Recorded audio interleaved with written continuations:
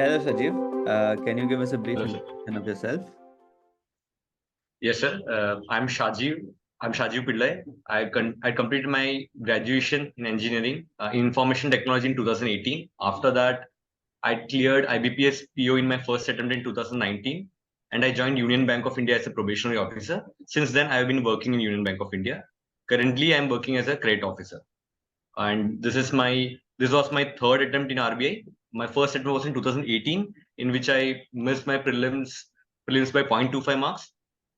In 2022 also I gave my second attempt in which I could not I could not get into the final list after scoring less marks in interview, and this is my third attempt and second interview which I finally cleared. What was different this time? I think the experience mattered, the experience of the interview last time around. I did not change a lot from 2022 in the prelims and the mains part because I just went with the flow. I used to give a lot of exams, banking exams, not for, I did not want to get selected in those exams, but I wanted to be in the loop because there are a lot of new people coming in and they actually study for 12 hours a day. And I can only put up like for 2-3 hours, if not more. So I used to give a lot of exams, which solidified my quant, reasoning, and English sections. I'm fairly confident in reasoning in English. Quant is the weaker part, and I'm still weak in quant, but it doesn't matter anymore. And I'm very happy about it. Other than that, sir, I even this time around I do not practice writing or typing a lot of descriptive answers because again I'm fairly confident that if there's a question I can think and write at that particular moment because reading I've been reading newspapers or books and novels since my childhood. I mean, since I was 10. So reading newspapers come naturally to me. Uh, in finance and management, this time around I tried to make notes in my notebook. And that had been Henry Fayol's administrative principles question, which I remembered till this date. And I even tell my friends that I just revised the same and made notes of Henry Fayol's administrative principles the day before the examination, and the same question had come, and I could jot down all 14 points. The topics, the headings are important, and you can always explain them later. So I made notes of them, and then I purchased EduTab's course, so that helped. But even then, if people would say that you have to cover a lot of schemes, and that is true. That is true for a lot of people. But I'm very weak in schemes. I cannot remember all of them, and ESI is a weak part. But somehow I cleared mains, and I got into the interview. In interview, last time I had given 3 mocks. This time I gave only two. One from PrepStreak Forum RBI and one from EduTap. And they were common. I would not say judgments, but I was advised to change a few things. I had to pause while answering, and I had to answer to the point. I clearly remember I'm saying that I have to answer to the point and not detailed answer. I'd explained that it is because I do not know everything that I try to answer everything. So that was that. But I actually tried improving on that. Until the interview date, I prepared a few questions. The most important part was the PDF part that Forum RBI provided to us. The questions that can be asked on hobbies. I'll be very. I'll not lie to it. I have not prepared all the questions because it was not possible for me to prepare like 400, 500 questions while working. So by working, I could not prepare all the questions, but it instilled confidence in me that I can answer. I can answer stuff. And on the interview day, everything went to the plan. Whatever they answered, I could answer to the point, and the interview panel members nodded, and I'm somehow in. That's all. ठीक है, ठीक है. So we'll try to go phase wise and ask Okay. subject wise as to what you do. ठीक है. So phase one में quant, what did you do? Sir quant में as I told you मैं 4 साल से exams दे रहा हूँ मैं सिंस 2019 में कोविड के टाइम पे बस ब्रेक लिया था मैंने, कोई एग्जामिनेशंस में नहीं दे रहा था मैं। और ऑलरेडी मैं आईबीपीएस पीओ मैंने फर्स्ट अटेम्प्ट में क्रैक कर लिया था। I did not want to go into SBI, क्योंकि यूनियन बैंक ऑफ इंडिया में मैं I was quite happy with my work. मैं अभी भी काम से काफी खुशी हूँ, मुझे अच्छा लगता है काम बैंकिंग में भी। तो I just wanted to go into an either an all Indian financial institution और इनटू रेगुलेटरी बॉडी। मैं सिर्फ फाइनेंस में इसी बैकग्राउंड में जाने की कोशिश कर रहा था, मुझे और कोई सपने नहीं था। बस fairly happy with whatever I was doing and I wanted to move a step ahead.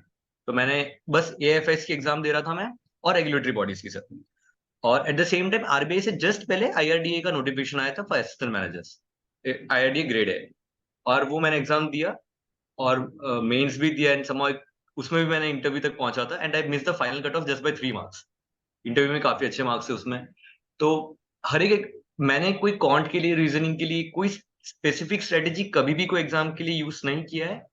The only part was I continued with what ever I was doing. अभी भी बेड में अगर देखेंगे तो मटेरियल्स पड़े, मैं लिख रहा हूँ, मैं कुछ प्रैक्टिस कर ही रहा था मैं। बहुत सारे टॉपिक्स मुझे नहीं आएंगे, but data interpretation, simplification, average, कुछ कुछ टॉपिक्स स्ट्रेंथ है मेरी, और डीआई मैं हमेशा मैं सॉल्व कर ही लेता हूँ वैसे। बाकी कुछ जो अरिथमेटिक पार्ट है, मैं I always leave them, I just not go into it. और कौन आरबीआई में because I have attempted thrice, I know that you cannot score more than 50 even if you are very good quant में। It is almost impossible। और मुझे पता है कि मुझे 5 या 6 ही लाने हैं, क्योंकि इंग्लिश में मैं सोच के जाता हूँ कि मुझे 25 आने चाहिए, और 25 आ ही जाता है। इस बार भी आ गए थे, 30 में से 25 आने चाहिए। एंड देन रीजनिंग, मैं सोचता था कि मैं बहुत अच्छा नहीं, मैं अच्छा हूँ, बट दिस टाइम आरबीआई ने बता दिया कि वह रीजनिंग में कोई अच्छा नहीं होता। So reasoning में this time cut off was 10, 9, I scored 10. So that's that। तो quant में सर ऐसी कोई स्पेसिफिक स्ट्रेटेजी नहीं है, but again I would say that जब ये नोटिफिकेशन आ रहा था, लूप में रहने के लिए मैंने एडुटैप का क्रैश कोर्स किया था मैंने, जिसमें क्वांट, रीजनिंग और इंग्लिश था। अगेन मैंने बहुत तो नहीं पढ़ा उसमें से, ऑफिस से आता था, लैपटॉप के सामने बैठ जाता था, सर पढ़ाते थे, सुनता जरूर था, इतना भी मैं प्रैक्टिस वगैरह नहीं कर पाया। बट देन वो थोड़ा थोड़ा स्लोली चीजें आने लगी। बट फिर भी अभी भी अरिथमेटिक वीक है सर, तो I I have no one to tell anything about कौन सर, कुछ मुझे तो इतना कुछ आता भी नहीं है।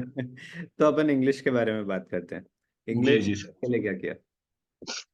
अगेन सर, इंग्लिश के लिए मैं कभी एग्जाम्स, कभी इंग्लिश इंग्लिश तो बस कोई भी पेपर में कॉन्फिडेंस के साथ बैठ जाता हूँ। और मुझे पता है कि कौन से क्वेश्चंस गलत है मेरे। हाँ। That would be again 50-50। कभी ऐसे नहीं, सिर्फ हो सकता है कि कुछ वर्ड्स के मीनिंग्स नहीं पता हो, बट बैंकिंग में आजकल ऐसे क्वेश्चंस कम आते हैं कि डायरेक्टली जिससे आपके थिसॉरस जैसे मीनिंग्स पूछ ले, तो वो तो नहीं आते।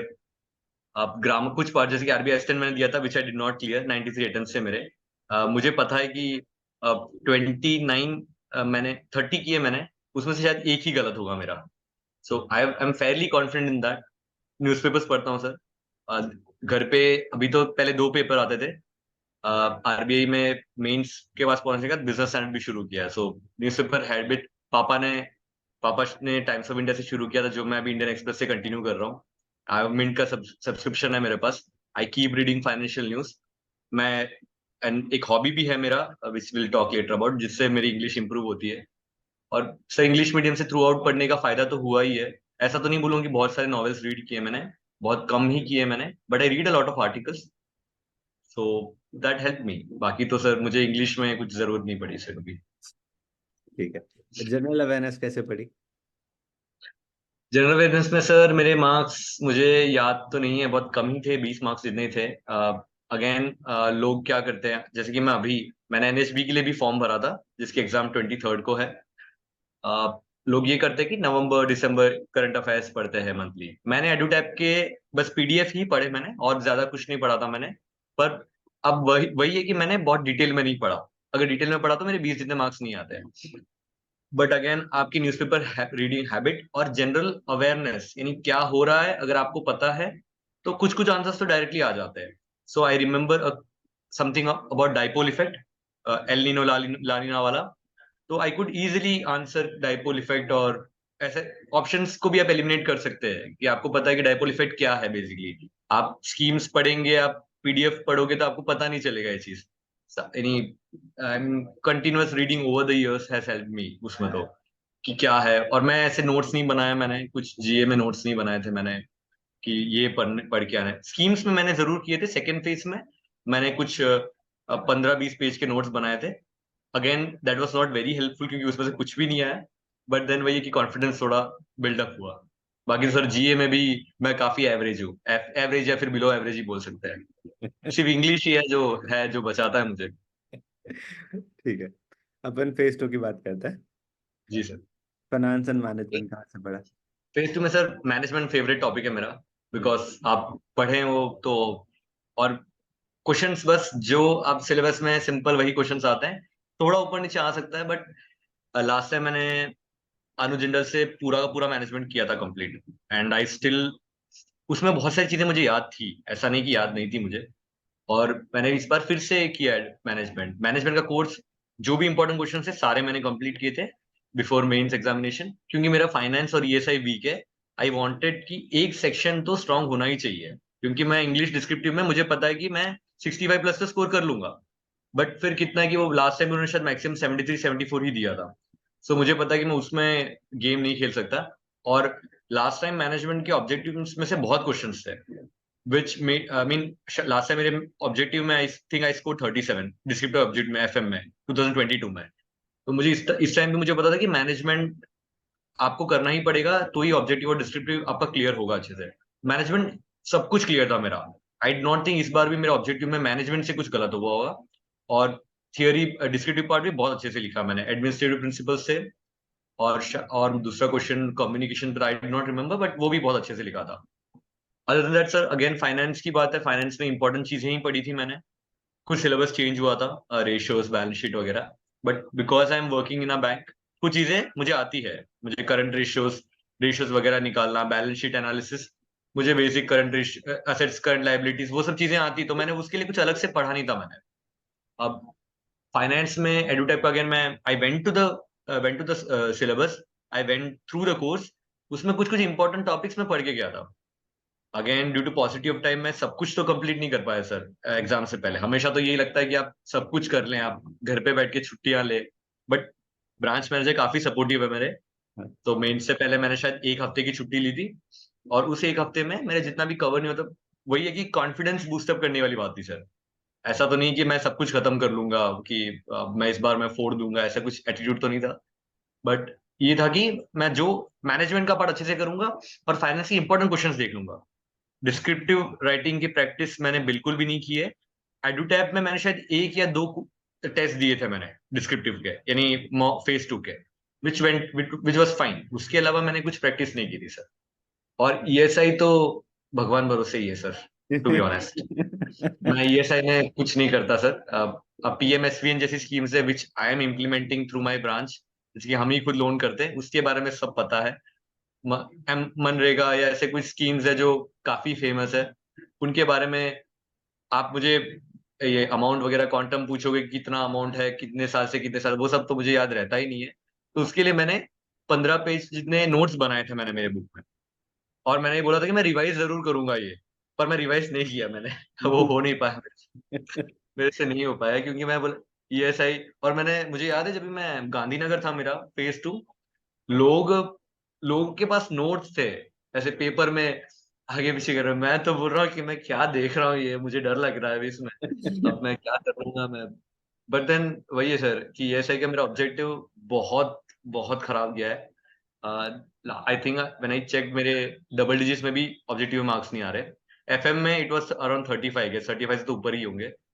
तो डिस्क्रिप्टिव है सेट, और डिस्क्रिप्टिव काफी अच्छा गया फिर भी एसआई का, क्योंकि सर वो जो क्वेश्चंस पूछते हैं ना, अभी मुझे नहीं लगता कि बहुत ही अ, आपको बहुत बहुत इन डेप्थ नॉलेज वाली क्वेश्चंस नहीं पूछे थे। लास्ट टाइम भी मैंने देखा था, इसलिए मेरे लास्ट टाइम इंटरव्यू में हुआ था। वो लोग जेनरिक चीजें पूछते हैं। लास्ट टाइम शायद 1991 एलपीजी के बारे में उन्होंने पूछा, एलपीजी रिफॉर्म्स के बारे में पूछा था। And then I guess 2008 financial crisis में इंडिया को कैसे ज्यादा कुछ नहीं हुआ था, how how India manage the crisis. तो ये सब चीजें क्या है कि सर मैंने लास्ट टाइम तब मुझे याद है कि मैंने द बिग शॉट मूवी का रेफरेंस दिया था मेरे आंसर में, क्योंकि बिग शॉट एक नॉवल भी है, सो आई थॉट आई कैन, तो आई डिड दैट। इस बार भी जेनरिक चीजें ही पूछी थी, जेनरिक चीजें पूछते तो मैं जेनरिक तो मैं लिख सकता हूँ। सो आई वेंट, और मैं हर एक आंसर में my typing speed is fairly good. Branch में तो बोलते हैं कि सबसे तेज हूँ मैं, तो सारे क्वेश्चंस में फुल वर्ड लिमिट है। ऐसा एक भी पेपर नहीं था, if I am not wrong, English में सिर्फ शायद एक क्वेश्चन में 20 वर्ड से रह गया था मैं। उसके अलावा एक भी क्वेश्चन में वर्ड लिमिट रीच नहीं हुआ, ऐसा नहीं था sir. And to the point सब में कंप्लीट भी किया है डिस्क्रिप्टिव में। सो सेकंड फेज ऐसे कंप्लीट हुआ सर। ये स्लम डॉग मिलियनेयर जैसी कहानी है यार। सर जो जो जो क्वेश्चन आ रहे हैं वो किसी तरीके से आते हैं। आंसर हो जाता था सर, वही जनरल में, मैं डिस्क्रिप्टिव में यही है सर। अभी अब ऐसा नहीं कि मैंने कुछ भी पढ़ा नहीं है, सालों जो 2-3 साल से मैं रीडिंग कर रहा हूँ, हाँ। कहीं ना कहीं तो वो याद हो जाता है ना सर, कि बस ये चीजें हैं। ऐसा नहीं नहीं वो कि तो, उसके लिए मैंने बहुत पढ़ाई की है। I think this is an important point that aspirant should note that जो कंटिन्यूअस पढ़ाई होती है ना यार, जो जो 3 साल तक अखबार पढ़ा है रोज, उसका कोई तोड़ नहीं है। वो अगर उतना किसी ने किया है ना, तो फिर वो एग्जाम्स में बहुत हेल्पफुल होता है, खुद से होता है, पता भी नहीं चलता और वो हो जाता है। यूपीएससी में भी हम लोग यही करते थे ना कि 4 साल 5 साल तक रोज अखबार पढ़ा है, तो नहीं भी पढ़ के जाओ तो भी आप पेपर कर लोगे।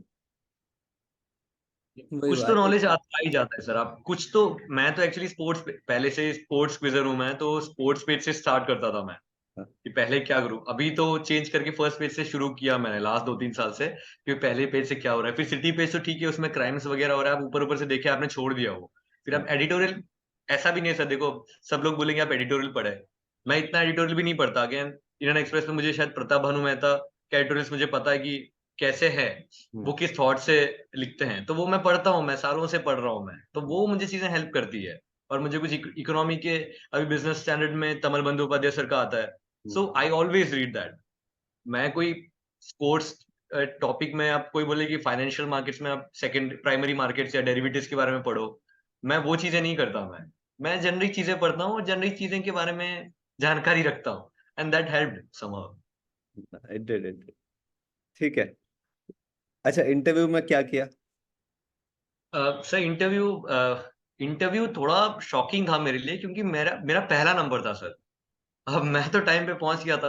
हाँ, मैं तो लास्ट टाइम मेरा था, out of 20 candidates I was 18th।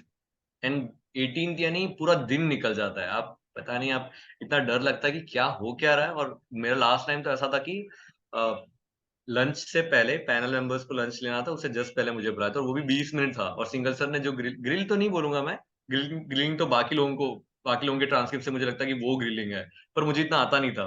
अभी भी मुझे नहीं आता, मैं तो जो है सही बताऊंगा। बट ठीक है, उन्होंने जो क्वेश्चंस पूछे मैंने बहुत अच्छे से आंसर्स दिए। सिंगल सर हैड स्टार्टेड, कोई इंट्रोडक्शन बैंकिंग में क्या कर रहे हो वो सब तो नहीं पूछा उन्होंने। बस यही उन्होंने बायोडेटा पहले उन्होंने चेक करके ये बोला कि आपके मार्क्स काफी अच्छे हैं इंजीनियरिंग में, आपके 10th 12th में भी आप काफी टॉपर टॉपर के मार्क्स है आपके, एंड देन आपने इंजीनियरिंग की, आपने अच्छी जगह से इंजीनियरिंग करके आप फिर बैंकिंग कर रहे हैं। आप कुछ समझ ही नहीं आ रहा यार, आप क्या करना चाह रहे हो आप। हाँ। तो मैंने ये उनको, this time I prepared for this, last time I was not prepared for this question. So what did you do to prepare for the interview? Sir पहले तो इस बार सोचा था कि 2 मार्क्स दूंगा, 2 से ज्यादा सोच रहा था, बट देन आई थॉट कि जरूरत नहीं है। ऐसा नहीं कि सब कुछ कर लिया था, बट नॉलेज पार्ट में वर्क करना था मुझे। बाकी इंटरव्यू पार्ट पे, पर्सनालिटी पार्ट पे मैं वर्क कर लिया था, विच आई फेयरली थॉट। मुझे फॉरम आरबीआई से कुछ क्वेश्चंस मिले थे बेस्ड ऑन द बायोडेटा, कि मैंने जो बायोडेटा भेजा था उसके बेसिस पे आपके क्या क्या क्वेश्चंस आ सकते हैं। मैंने वो क्वेश्चंस देखे, एक एक्सेल शीट बनाया मैंने, क्वेश्चंस रखे, उसके सामने आंसर्स बनाना शुरू किया। आई डिड नॉट कंप्लीट इट क्योंकि ऐसा नहीं कि प्रोक्रेस्टिनेशन तो है ही करने में, बट वही है कि मैं हमेशा यही ट्राई कर रहा था कि मैं अपना नॉलेज पार्ट को कवर करूं। आरबीआई का क्या है कि स्टाफ कॉलेज ने, या स्टाफ कॉलेज नहीं सर, एक पूरा एक हैंडबुक पूरा दिया था आरबीआई के वर्किंग एंड डायरेक्शंस, मेरे पास वही है अभी भी। सो आई केप, मैंने आपको भी बताया था कि मैं जब इंटरव्यू के टाइम पे मैं सारे टॉपिक्स जो मुझे नहीं आते हैं, मैं उसमें से मैं लास्ट ईयर भी मैंने पढ़ा था मैंने, और इस साल भी मैंने पढ़ा मैंने। आई थॉट कि नॉलेज को थोड़ा इंप्रूव करूँ, आरबीआई के बारे में थोड़ा ज्यादा जानूं, और यूनियन बैंक के बारे में ज्यादा जानूं। मैंने बैंक का बैलेंस शीट और आरबीआई का बैलेंस शीट पूरा किया था मैंने, उसमें से क्या क्या क्वेश्चन आ सकते हैं, क्या क्या डिफरेंसेस हो सकते हैं, क्योंकि ग्रुप में लोग बात करते हैं ट्रांसक्रिप्ट, भले इस बार लास्ट ईयर क्या कि हम लोग बहुत एक्टिव थे, तो everybody would post transcript, right, कि क्या हुआ कैसे नहीं हुआ इंटरव्यू के तुरंत बाद। इस बार nothing like that happened. Only a few candidate, handful of candidates ने ट्रांसक्रिप्ट डाला था, उसमें से हमें पता चला कि क्या क्या ज्यादा कुछ एक्स्ट्रा तो नहीं पूछ रहे थे, एंड कुछ ऐसे नए क्वेश्चन जो हर साल लोगों को पूछ रहे हैं, हर बार हर एक कैंडिडेट्स को पूछ रहे हैं। सो उसमें मैंने क्वेश्चंस मैंने प्रिपेयर किया, आप लोगों से एक तो क्वेश्चंस मैंने प्रिपेयर किए कि क्या क्या आ सकता है, मैंने कैसे पॉज लेना है मैंने सीखा, because I talk a lot, I guess ये बैंकिंग से आता है, आप कस्टमर्स भीड़ बहुत लगी रहती है, तो you have to continuously be on the move, क्योंकि फिर खत्म ही नहीं होता काम। तो फिर मैंने रुक के कैसे जवाब देना है, कि सोचना है, आपको सोच के जवाब देना है, ऐसा नहीं कि तुरंत आपने जवाब दे दिया। आप, और ने ये चीज बोला था मुझे मुझे अभी भी याद है कि आप रुक के सोच के जवाब नहीं दे रहे ना, तो फिर आप जैसे बोलते हैं ना, उसके बाद आप सोचते हैं, and that's when you take another pause. So better take a pause in the beginning rather in the middle. तो वो मुझे अभी भी याद है। आई आई टुक दैट एडवाइस, और वो मैंने इंटरव्यू में काफी अच्छे से किया है मैंने। इंटरव्यू में एक्चुअली जो क्वेश्चंस भी थे मैम इस बार, ऐसा नहीं लगा मुझे बहुत डिफिकल्ट थे। They asked me questions on SMA, recovery, insurance, जो मेरे फील्ड रिलेटेड है, क्रेडिट अप्रेजल, फिर एनपीवी, आईआरआर, ये चीजों के बारे में मुझे फेयरली नॉलेज है, मुझे एसएमएस वगैरह भी। फिर आईबीसी के बारे में थोड़ा पूछा, व्हाई नॉट सरफेस या व्हाई आईबीसी। एक वीडियो देखा था काफी अच्छा मैंने, उसमें उन्होंने समझाया था कि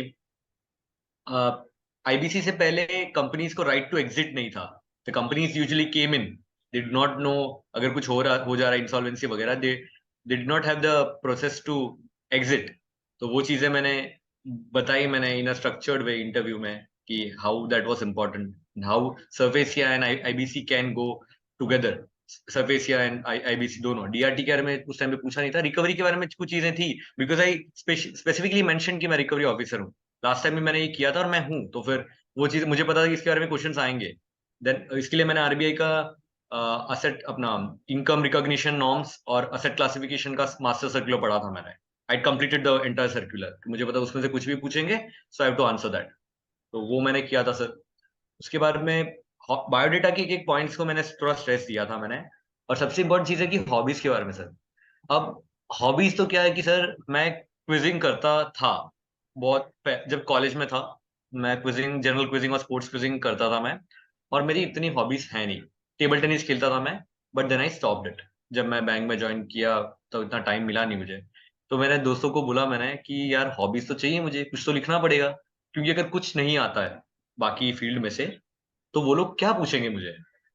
तो फिर मैंने सर हॉबी डेवलप की 90 दिन में, and that came from UPSC, क्योंकि यूपीएससी के एस्पिरेंट है, तो उसने, मेरे एक दोस्त ने मुझे बताया कि आप daily intuitive writing is a very frequent hobby that is written in UPSC, तो आप वो कैसे आपको करना है, चीजें मैंने वो सीखा मैंने। So there is an application called Daylio, जिसमें आप every day you keep writing that what you have done today, so that you can go after, you can come after a month and check कि आपने क्या क्या चीजें लिखी, अच्छी किया है, आप आपका मूड कैसा है basically, it's red, good, bad, very angry, ऐसा सब मूड आता है उसमें, कि आपने ये महीने आप खुश थे कि नहीं, वगैरह वगैरह।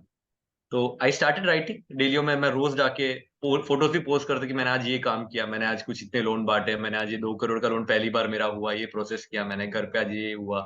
सो आई स्टार्टेड राइटिंग इट, और ये मैंने हॉबी सिर्फ आरबीआई इंटरव्यू के लिए मैंने डेवलप किया, and it is still continuing till date. आज इसका 99th डे है सर, ये That हॉबी। हाँ, आज I continued, I wrote daily intuitive writing in my hobbies. First hobby. और सेकंड हॉबी, मैं स्पोर्ट्स बहुत फॉलो करता हूँ। स्पोर्ट्स फॉलो यानी कोई भी इंडिया में कुछ भी होता है स्पोर्ट्स में, आई फॉलो दैट, कि भाई ये हो रहा है क्रिकेट या हॉकी फुटबॉल, मुझे पता रहता है। सो आई रोट स्पोर्ट्स ब्लॉगिंग, सिर्फ इतना ही लिखा था मैंने हॉबी में। वो मैंने इसलिए लिखा था क्योंकि अगर वो स्पोर्ट्स के बारे में पूछेंगे तो आई वुड नो कि कोई स्पोर्ट्स, इंडिया का कोई स्पोर्ट्स पर्सन होगा, और वो आप नाम बताओगे तो मुझे स्पोर्ट्स पता होगा, यूजुअली ऐसा ही होगा। तो ये मैंने हॉबीज डेवलप की मैंने। अब मैं करूँ या नहीं करूँ, मुझे इतना था कि अगर वो मुझे बैंकिंग रिलेटेड कुछ पूछे और मुझे नहीं आए, I have to go to my hobbies part. और एक सर ने सिर्फ हॉबीज के बारे में पूछा, 2-3 मिनट ही पूछा, 2-3 सवाल ही पूछे, 2-3 सवाल ही, ज्यादा नहीं पूछा उन्होंने, बिकॉज मैं बैंकिंग के मैंने ऑलमोस्ट सारे आंसर्स दिए थे मैंने। सो ही केम टू हॉबीज, और उसमें 2-3 सवाल पूछा उन्होंने और वो मुझे आया। सो मैं काफी खुश था। एक क्वेश्चन जो मुझे नहीं आया, that was related to Nobel prize I guess. ऐसा था कि मैंने स्वीडन नोबेल मेमोरियल एक क्विज रहता है, स्वीडन एम्बेसी जो करवाती है, उसमें अहमदाबाद में कॉलेज में जब था मैं रनर्स अप था। I mentioned it in my achievements in biodata. तो मैडम ने वो देखा था, द लेडी मेंबर। तो उन्होंने ये पूछा था कि लास्ट ईयर आपको याद है कि इकोनॉमिक का नोबेल किस में। मैंने एक्चुअली ये सोचा भी था कि मैं नोबेल प्राइजेस इकोनॉमिक्स के स्टार्टिंग से लेकर एंडिंग तक करके जाऊंगा। मुझे मैंने लेडी जो फीमेल मेंबर्स है, उन फीमेल मेंबर्स का नाम भी याद किया था मैंने, और इंडियंस का भी नाम याद किया था। पर मैं लास्ट ईयर का देखना भूल गया था। It was on banking crisis. तो okay. I just told that I do not know the answer कि लास्ट ईयर किसको जीता, एंड दैट वाज फाइन। एक ही क्वेश्चन था शायद पूरे इंटरव्यू में जो जो मुझे लगा कि मैंने डायरेक्टली ना बोला था। बाकी तो आई फेयरली आंसर्ड एवरीथिंग जो भी उन्होंने क्वेश्चंस पूछे थे। ठीक। That is that's a very nice interview ना, कि सब कुछ हुआ। यार जो हाँ हम लोग ने जब फॉर्म भरवाने का हमने एक क्लास ली थी, एक वीडियो कॉल किया था, जी जी। When people are filling the form, then also we said कि अगर कोई हॉबी नहीं है ना तो बना लो। योगा तो सबको आता है, योगा लिख लो, so that they have something, they are there to know you, they have some, they must have something to ask you ना, अदरवाइज फिर वो रैंडम क्वेश्चंस कुछ भी होता है। ये यूपीएससी। हेल्प लिया सर मैंने, मुझे तो नहीं पता था कि क्या हॉबी लिखूं। मैं बोला प्ले, लास्ट टाइम मैंने लिखा था क्विजिंग। तो हाँ। लास्ट टाइम मेंबर ने क्या पूछा था आपको याद है? कि हम आपके साथ क्विज तो नहीं कर सकते ना यहाँ पे। मुझे अभी भी याद है। सो आई सेड कि इस बार मैं नहीं लिखूंगा, आई विल नॉट राइट। क्योंकि उससे पहले इंटरव्यू खराब ही गया था, तो वो क्वेश्चन वो पार्ट में आ रहा है, तो obviously she would not quiz with me. उस टाइम पे she had asked me MSME initiatives जो गवर्नमेंट ने लिए थे, और मैं पीएमएसवीएन और अपना यूजीसीएल जो इमरजेंसी कोविड लाइन भी मैं बोल नहीं पाया था, बिकॉज इतना स्ट्रेस था, नर्वस था मैं, तो मैं बोल नहीं पाया था कुछ भी। पर इस बार ऐसा कुछ हुआ नहीं। Things change this year. Good good. ये मतलब वो अच्छा ऐसा होता है ना कि 3 गुड अटेम्प्ट्स, ये जो बहुत इंटेंस कंपटीशन वाले एग्जाम्स है ना, यू नीड 3 गुड अटेम्प्ट्स। बाकी लक फैक्टर, कॉम्बिनेशन फैक्टर इतना ज्यादा है कि 3 अच्छे अटेम्प्ट में हो जाता है। बस, तो और दिस थैंकफुली वाज 2 में हो गए सर, टाइमली खत्म हो गया बस। अब दिस अब वाज कॉन्ट नहीं करना मुझे। मैं तो खुश हूँ एकदम। नहीं। पढ़ाई नहीं करनी मुझे। अब क्योंकि क्या है कि सर एवरी सोशल गैदरिंग में ये होता है कि भाई ये कर क्या रहा है। At the age of 27 is not there. हाँ। फ्रेंड्स भी अभी बहुत सारे लोग क्या है कि दे आर, अब दोस्ती भी नहीं रही सर अभी तो। क्योंकि बैंक से आके 2 घंटे मिल रहे हैं तो आप कुछ बुक लेके बैठ रहे हैं, आप मॉक्स दे रहे हैं। लास्ट टाइम भी आरबीआई एस्टन दिया था मैंने, प्रीलिम्स को 3 मार्क्स है, आरबीआई एस्टन में प्रीलिम्स निकालो तो ही कुछ हो सकता है उसमें, इतना डिफिकल्ट आता है। तो बस मॉक्स, हर एक एग्जाम, कोई भी एग्जाम आता है मैं मॉक शुरू कर देता हूँ मैं। मुझे पता है कॉन्ट मुझे मुझे नहीं आएगा, बट बाकी सेक्शन को इतना सॉलिडिफाई कर लेता हूँ कि कॉन्ट की जरूरत ना पड़े। बट ठीक है, अब किसी की जरूरत नहीं है मुझे। ठीक। Shajeev, you are a working candidate, तो जी काम सर। कैसे कैसे कैसे मैनेज किया? सर मैं तो यही बोलूंगा कि मैंने काम किया है, और इतने 4 साल काम अच्छे से किया है, इसलिए मैं आज आरबीआई में सिलेक्ट हुआ हूँ। अभी अगर मैं डेडिकेशन के साथ काम नहीं करता, और मुझे यही लगता है कि इंटरव्यू जो पैनल है वो यही चेक करती है कि आप जो काम करते हैं वो कितने डेडिकेशन से आप कर रहे हैं। लास्ट ईयर उन्होंने जो क्वेश्चंस मुझे पूछे थे, वो क्वेश्चन मैं क्लियरली आंसर नहीं दे पाया due to any factor, stress हो, नर्वसनेस हो। पर मैं मेरे मेरे वर्क रिलेटेड आंसर्स मैं नहीं दे पा रहा था मैं। पर इस बार ऐसा नहीं था, इस बार मैं आंसर्स दे पाया। और 4 सालों से जो डेडिकेशन से मैं काम यहाँ पे कर रहा हूँ, वो चीज मुझे इंटरव्यू में मुझे उसका फायदा मिला है।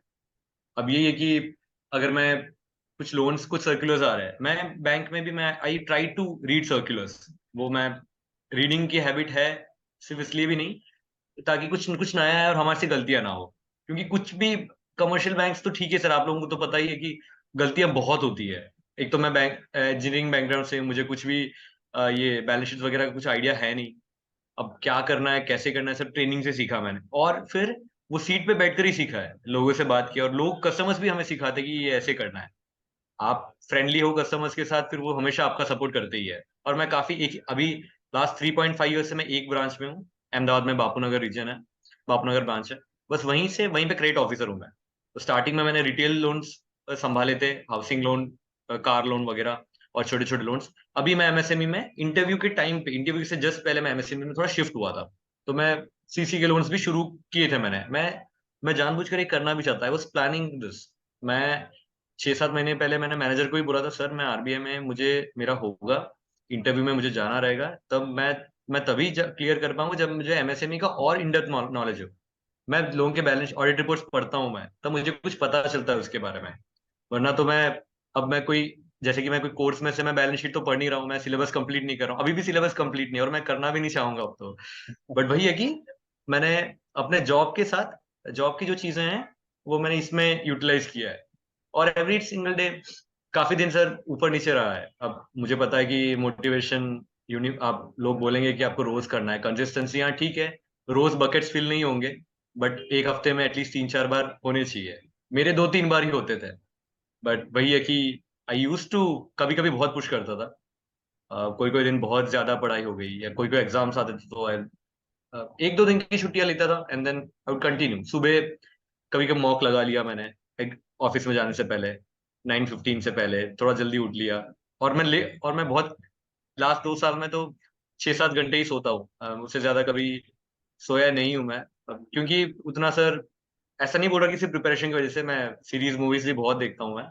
बट वही है कि एक हैबिट बना रहा था मैं कि आप अगर 8, जैसे कि मैं अभी 8 घंटे सोता हूँ, मैं अगर एक दिन 8 घंटे सोता तो you would sleep for 8 hours every day, and that is not, that won't benefit me because I am working in a commercial bank. You can't take so many leaves, आपको आरबीआई में जाना है, आपको that is only dream you have. So उसके लिए मैंने 2-3 साल से क्या है कि चीजों को मैंने दिमाग में तो रखा था कि ऐसे ही करना है और मैं ऐसे ही करते आया हूँ। अब मैं प्रिपरेशन ठीक है 100% लेवल पे नहीं कर पाया हूँ, बट ये जो फाइनली रिजल्ट आया है वो इसकी वजह से ही आया है, बिकॉज मुझे पता है छोटी छोटी चीजों को मैंने ध्यान दिया है मैंने। That's good. तो ठीक है, do you have a message for the fellow candidates? Fellow candidates को तो मैं यही बोलूंगा कि अगर आप सिर्फ आरबीआई के लिए तैयारी कर रहे हैं, आप दूसरे एग्जाम्स भी दें पहले तो।